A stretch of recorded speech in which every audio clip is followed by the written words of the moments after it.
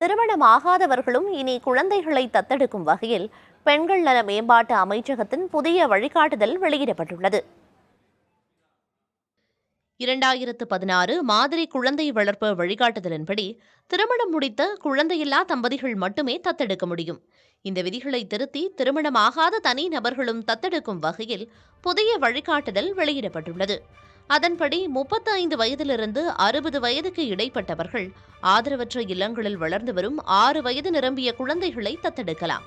முதல் 2 ஆண்டுகள் குழந்தை பராமரிப்பிற்கு பிறகு தத்தெடுத்து வளர்க்க அனுமதி அளிக்கப்படும். அதே நேரம் ஆண் பெண் என இருபாலர் குழந்தைகளையும் தத்தெடுத்து வளர்க்கும் உரிமை திருமணமாகாத பெண்களுக்கு மட்டுமே அளிக்கப்படுகிறது. ஆணாக இருக்கும் பட்சத்தில் ஆண் குழந்தையை மட்டுமே தத்தெடுக்க அனுமதிக்கப்படுவர். மேலும் பெற்ற குழந்தைகள் இருப்பினும் தம்பதிகள் தத்தெடுக்க புதிய சட்டத்தில் இடம் உள்ளது.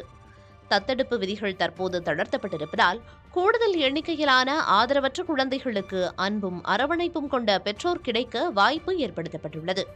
மத்திய அரசின் பெண்கள் மற்றும் குழந்தைகள் நல மேம்பாட்டு அமைச்சகம் கொண்டு வந்திருக்கும் இந்த வழிகாட்டு நடைமுறைகள் அனைத்தும் இணையதளத்தில் பதிவேற்றப்பட்டுள்ளது.